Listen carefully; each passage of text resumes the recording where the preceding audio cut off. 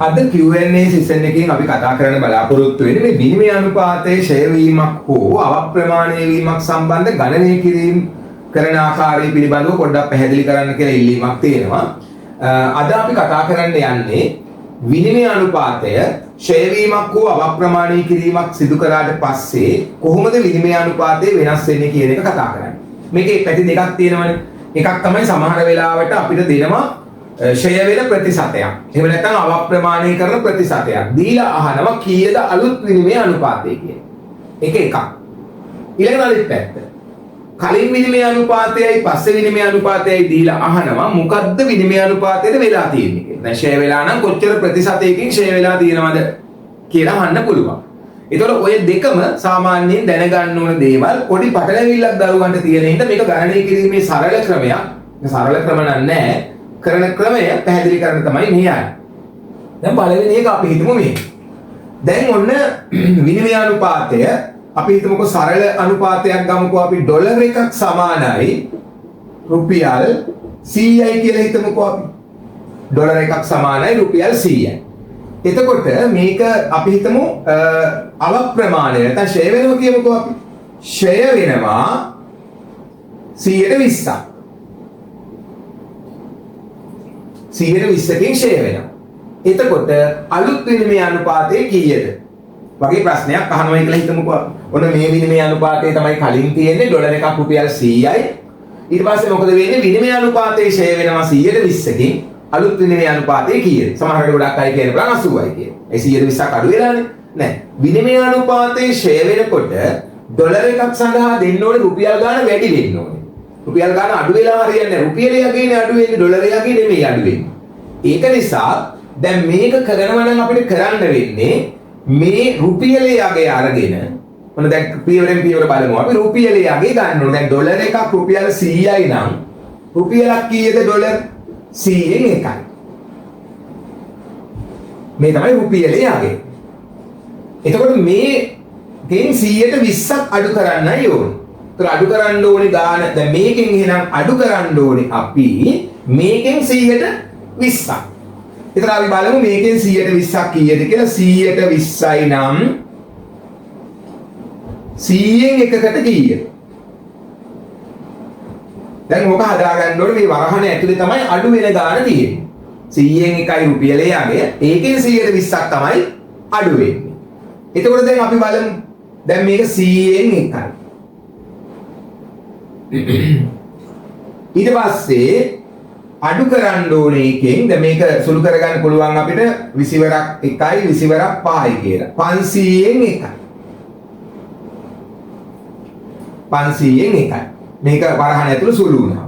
දැන් මේක සුළු කරන්න බලන්න. පොදු ගුණාකාරයේ 500යි.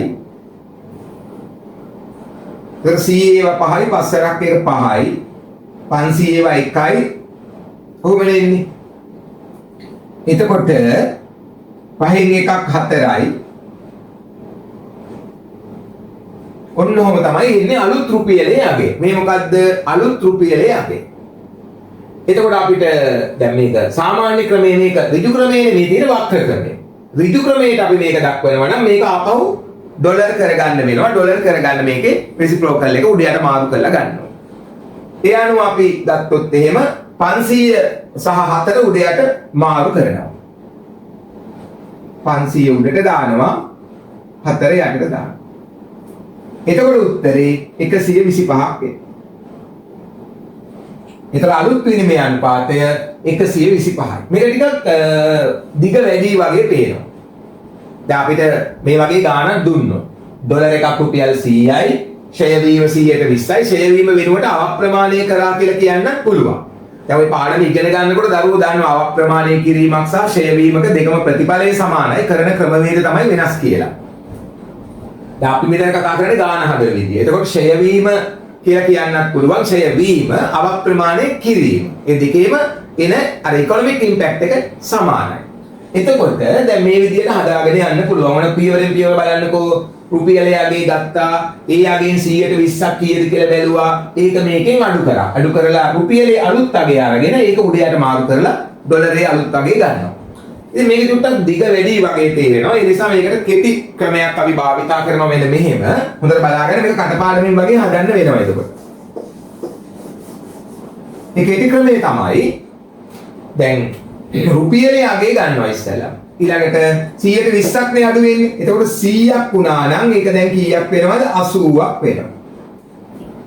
120ක් අඩු වෙනවා කියන්නේ 100ක් වෙච්ච එකක් 80ක් වෙනවා. 20ක් අඩු වෙනවනේ. ඊට පස්සේ මේ අනුපාතයේ ගුණ කරනවා රුපියලේ අගේ. රුපියලේ අගේ ගුණ කරනවා. රුපියලේ අගේ ගුණ කරලා එන උත්තරේ තියෙනවනේ. දැන් එතන එනවනේ 8 බෙදීම 1000 කියලා එකක්. ඊට පස්සේ මේ උත්තරේ උඩ යට මාරු කරනවා. මේ උත්තරේ උඩ යට මාරු කරනවා. එතකොට ඕකේ. දැන් අපි මේක පුරුදුවෙන් බලන්න. මෙන්න කතා ගාන මේ වගේ එකක් තාම ඇවිල්ලා නැහැ. ඉන්න තියෙන සම්භාවිතාවය ඉතා ඉහළයි. ඒ නිසා පුරුදු වෙන්න මේක. මෙන්න ගාන. හරිනේ? right. ක්‍රමය කියන්නේ 100 නියත පදයක් දැම්මා. මේ ප්‍රතිශතයේ 100න් අඩු කරලා උඩින් ලිව්වා. රුපියලේ යගේ ඩොලර් එකක් මෙතන හැම වෙලේම 100න් එක එන්නේ නැහැ. මෙතන ඩොලර් එකක් රුපියල් 100 නිසා 100න් එකයි කියලා දැම්මා. ඊට පස්සේ මොකද කරන්නේ? මේක සුළු කරලා කෙනෙකුට රුපියලේ අලුත් අගේ එනවා. ඒක උඩ යට මාරු කරපුවාම ඩොලර් එකක අලුත් රුපියල් අගේ හොයාගන්න පුළුවන්. අපි තව ගානක් අග්ගලා මේ වගේම හදමු බලන්න. වෙන අගයක් අපි දාගමු. මෙතනට දාගමු අපි 200. මෙතනට 25 දාන්නම් මම. දැන් ඒකට අනුව මේකේ ගැළපෙන ටික කියන්න බලන්න ටක් ගාලා. එතකොට ඉස්සෙල්ලාම 100 දාන්න ඕනේ. ඒක නියත පදයක්. ඒක 100 හැම වෙලේම ඉස්සෙල්ලාම දාන්න. ඊට පස්සේ මේ 25 මේ 100න් අඩු කරන්න. එතකොට 75ක් වෙනවනේ. ඊට පස්සේ රුපියලේ අගය ඩොලර් එකක් රුපියල් 200යි නම් රුපියල 200 එකයි. 200න් එක දාන්න. දාලා පුළුවන් තරමක් සුළු කරගන්න බැරි වුණත් කමක් නැහැ. මේක පුළුවන් විදිහට පුළුවන් ඕන නම් සුළු කරන්න. මට මේ සුළු කරන එක ලේසි නිසා මම 25න් කපනවා. 25 සරක් 3යි 25 සරක් 4යි. එතකොට මෙතන උත්තරේ එන්නේ 3 වරක් එක 3යි 200 වැඩි කිරීම 4 800යි. මේක තමයි එතකොට රුපියලේ අලුත් අගය. දැන් මේක ඩොලර් වලට පරිවර්තනය කරගන්න 200 සහ 3 උඩ යට මාරු කරනවා. එතකොට බලමු කීයද එන්නේ කියලා.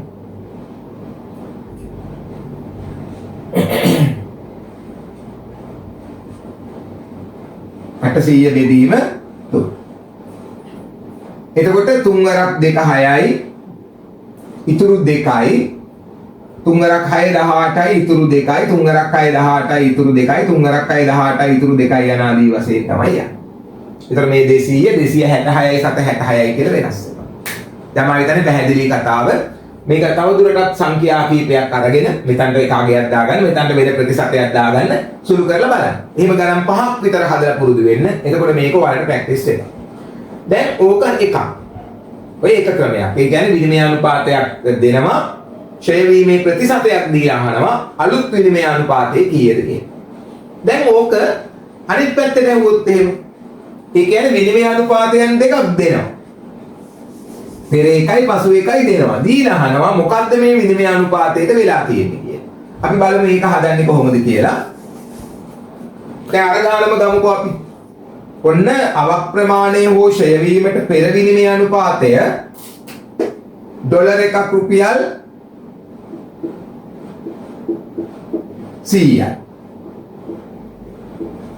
පස්සේ විනිමය අනුපාතය ඩොලර් එකක් සමානයි රුපියල් 125යි. කලින් හදපු ගානමයි. දැන් අපිට අහනවා මෙන්න මෙහෙම. මේ වගේ එකක් එන්න පුළුවන් ගොඩාක් ලොකු සම්භාවිතාවයක් තියෙනවා. ඒතර ක්ෂය වීමට පෙර අපි හිතමු ගිය අවුරුද්දේ කියලා. ගිය අවුරුද්දේ විනිමය අනුපාතය ඩොලර් එකක් රුපියල් 100යි. මේ අවුරුද්දේ විනිමය අනුපාතය ඩොලර් එකක් රුපියල් 125යි. ඒක රුපියලයගේ අඩු වෙලා. ඒ කියන්නේ විනිමය අනුපාතය ක්ෂය වෙලා. අපෙන් අහනවා මොකද්ද වෙලා තියෙන්නේ කියලා. දැන් අපි කියන්නේ ක්ෂය වෙලා. ඒක උත්තරවල තිබුණු ප්‍රතිශතයක්. එතකොට 100ට කීයකින් ක්ෂය වුණාද කියලා අපිට හොයාගන්න වෙනවා. එතකොට දැන් මේක දශම වලින් හොයන්නත් පුළුවන්. ඒ රුපියලයගේ අඩු වෙලා තියෙන්නේ. මෙහෙම ගන්න බෑ. ඔන්න 100යි 125යි 25ක් එහෙම ගන්න බෑ. මේක රුපියලට පරිවර්තනය කරලා ඊට පස්සේ ඒ වැලුව එක ඒ වටිනාකම පදනම් කරගෙන තමයි අපි මේ ගණනය කිරීම කරන්න ඕනේ. ඒතර මේක පෙර ආගේ. දැන් මේක දශම කරලා හදන්නත් පුළුවන්. නැත්නම් භාග වලින් හදන්නත් පුළුවන්. දශම කරලා හදන්නත් පුළුවන් භාග වලින් හදන්නත් පුළුවන්. අපි දශමක මේ භාග වලින් හදලා බලමුකෝ ඉස්සෙල්ලා. එතකොට ඔන්න මේ තියෙන පෙරාගය. එතකොට රුපියල යගේ කීයද? 100න් එකයි. මේක පසු වගය රුපියල යගේ 125න් එකයි. දැන් එතකොට මෙන්න මේ ප්‍රකාශනයක් අපි ලියාගමු බලන්න. එතකොට මේ දැන් තියෙන අගයෙන් කලින් අගය අඩු කරනවා. එතකොට තමයි අඩු වෙච්ච හෝ වැඩි වෙච්ච හෝ ගාන එන්නේ. මෙතන එන්නේ ඍණ ගාන. එතකොට ඔන්න ඉරට උඩින් දානවා අපි 125න් 1 අඩු කිරීම 100න් 1. මේ තමයි අඩු වෙච්ච ගාන. කොච්චරකටද ඉච්චරක් අඩු වෙලා තියෙන්නේ මෙච්චරක. ඒ කියන්නේ 100න් 1කට. මෙච්චරකට මෙච්චරක් අඩු වුණා නම් 100කට කොච්චරද? දැන් මේක ඉතින් පරිස්සමේ මේ තමයි ඉකෝන් පාර්ට් එක. මෙතනින් එහාට තියෙන මැක්ස්. ඉතින් ඔයාලා පුරුදු වෙච්ච ආකාරයකට පුළු පහසුවෙන් හිමින් සැරේ කලබල වෙන්නේ නැතුව මේ ටික සුළු කරගෙන යන්න තමයි දැන් තියෙන්නේ. මේ ප්‍රකාශනය සුළු කරගන්න. දැන් මේ ප්‍රකාශනය සුළු කරගන්නකොට මෙතන තියෙන්නේ මේ අඩු කිරීමක් නිසා පොදු ගුණාකාරය හදලා ගන්න වෙනවා. ඒතකොට මම ඉස්සෙල්ලාම ඉරෙන් උඩ කොටස හදන්නම්. 125යි 100යි දෙකේ පොදු ගුණාකාරය වෙන්නේ 500.